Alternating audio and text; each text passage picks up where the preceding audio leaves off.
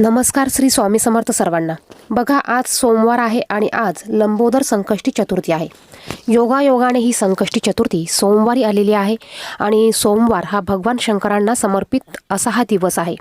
संकष्टी चतुर्थीला आपण गणपती बाप्पांची विधिवत पद्धतीने पूजा करत असतो आणि गणपती बाप्पा हे भगवान शंकरांचे सुपुत्र आहे। त्यामुळे आपल्याला आज भगवान शंकरांची देखील सेवा करायची आहे आणि त्याचबरोबर गणपती बाप्पांची देखील पूजा करायची आहे। त्याचबरोबर आपल्याला मुलांसाठी या ठिकाणी एक दिवा हा प्रज्वलित करायचा आहे। आईने आपल्या मुलांसाठी असा हा एक दिवा आपल्याला संध्याकाळी प्रज्वलित करायचा आहे। संकष्टी चतुर्थीच्या दिवशी आपण मुलांच्या बुद्धीसाठी, मुलांच्या प्रगतीसाठी काही उपाय, काही सेवा हे करायचे असतात। या दिवशी जर का आपण आपल्या मुलांच्या प्रगतीसाठी, त्यांच्या शैक्षणिक त्यांच्या शिक्षणासाठी किंवा त्यांच्या प्रगतीसाठी काही उपाय केलेत, या उपायांचे रिझल्ट हे आपल्याला 100% मिळतात। आणि लंबोदर चतुर्थी जी आहे, ही चतुर्थी संतान प्राप्तीसाठी, संतान सुखासाठी, त्याचप्रमाणे मुलांच्या उज्ज्वल भवितव्यासाठी हे व्रत केलं जातं। या दिवशी आपल्याला हा उपाय संध्याकाळी करायचा आहे। बघा, आपल्याला हा उपाय काय करायचा आहे हे बघण्या अगोदर तुम्ही जर का चॅनलवर नवीन असाल तर अशीच माहितीची व्हिडिओ बघण्यासाठी चॅनलला सबस्क्राईब करा आणि बाजूच्या बेल आयकॉनला देखील प्रेस करा। आज संकष्टी चतुर्थी असल्यामुळे आपल्याला गणपती बाप्पांची पंचोपचारे पूजा करायची आहे। त्यांना पाण्याने अभिषेक घालायचा आहे। त्याचप्रमाणे हळदी, कुंकू, अक्षदा, धूप, दीप, त्याचप्रमाणे एक जास्वंदाचं लाल फूल, दुर्वा अर्पण करायचे आहे। गोडाचा नैवेद्य तुम्हाला दाखवायचा आहे। मोदक बनवणं शक्य नसेल तर तुम्ही गुळ खोबऱ्याचा नैवेद्य हा दाखवू शकतात। ही पूजा आपल्याला प्रत्येक संकष्टी चतुर्थीला अशीच करायची असते। त्यानंतर हा उपाय आपल्याला करायचा आहे। हा उपाय तुम्ही संध्याकाळी करायचा आहे। ज्या वेळेस आपण आपल्या देवघरामध्ये दिवा लावतो, बघा आता यासाठी आपल्याला एक दिवा प्रज्वलित करायचा आहे। आता तुम्ही तुमच्या देवघरामध्ये जो दिवा लावणार आहेत, तुम्ही त्याच दिव्याबरोबर हा उपाय केला तरी चालणार आहे। उपाय करण्याच्या अगोदर तुम्हाला देवघरात बसायचं आहे। तुम्हाला थोडेसे गहू घ्यायचे आहे। एका प्लेटमध्ये तुम्हाला गहू घ्यायचे आहे आणि त्यामध्ये तुम्ही तुमच्या देवघरामध्ये जो दिवा प्रज्वलित केला आहे, हाच दिवा तुम्हाला ह्या गव्हामध्ये ठेवायचा आहे। शक्य झाल्यास यामध्ये तुम्हाला शुद्ध गाईचं तूप घालायचं आहे। जर का तूप नसेल तर तुम्ही तेल घाला।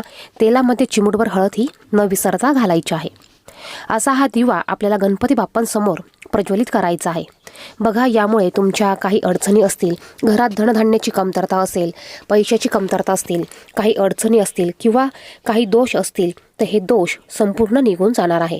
7 जन्माची दारिद्र्य, 7 पिढ्यांची दारिद्र्य तुमची ही नष्ट होणार आहे। सर्व दोष, सर्व अडचणी ह्या दूर होणार आहे। हा दिवा प्रज्वलित केल्यानंतर आपल्याला याला हळदी, कुंकू, अक्षदा अर्पण करायचे आहे, नमस्कार करायचा आहे। तुमच्या काही इच्छा असतील त्या इच्छा तुम्हाला त्या दिव्याला, गणपती बाप्पांना तुम्हाला सांगायचं आहे।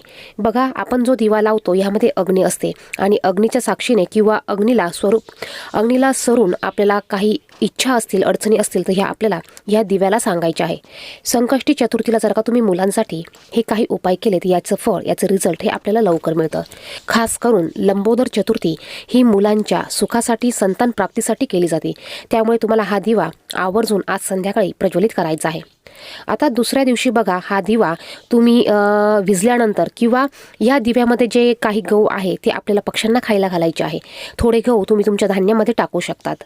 त्यानंतर बघा, तुम्हाला संकष्टी चतुर्थीच्या दिवशी संध्याकाळी 11 गहू घ्यायचे आहे। बघा, 11 गव्हाचे दाणे घ्यायचे आहे आणि हे गव्हाचे दाणे तुम्हाला 108 वेळा ओम गण गणपते नमः या मंत्राचा जप करून तुम्हाला हे गहू गणपती बाप्पांना अर्पण करायचे आहे। त्यानंतर दुसऱ्या दिवशी हे गहू देखील तुम्ही पक्ष्यांना खायला घालू शकतात किंवा तुम्ही तुमच्या धान्यामध्ये हे गहू टाकू शकतात। संकष्टी चतुर्थीच्या दिवशी आपल्याला आवर्जून 1 वेळा गणपती अथर्व शीर्षाचं पठण करायचं आहे।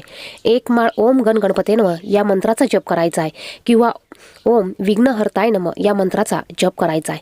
बघा, गणपती बाप्पा हे विघ्नहर्ता आहेत, संकटनाशक आहे, संकटमोचक आहे, बुद्धीचे देवता आहे। त्यामुळे मुलांच्या बुद्धीसाठी, मुलांच्या विकासासाठी, घराच्या प्रगतीसाठी आपल्याला हे उपाय संकष्टी चतुर्थीला आवर्जून करायचे आहे। हा एक दिवा तुम्ही प्रत्येक संकष्टी चतुर्थीला अशाच पद्धतीने प्रज्वलित करू शकता। व्हिडिओमध्ये सांगितलेली माहिती आवडली तर व्हिडिओला नक्कीच लाईक करा। चॅनलवर नवीन असेल तर चॅनलला सबस्क्राईब करा। धन्यवाद। श्री स्वामी समर्थ।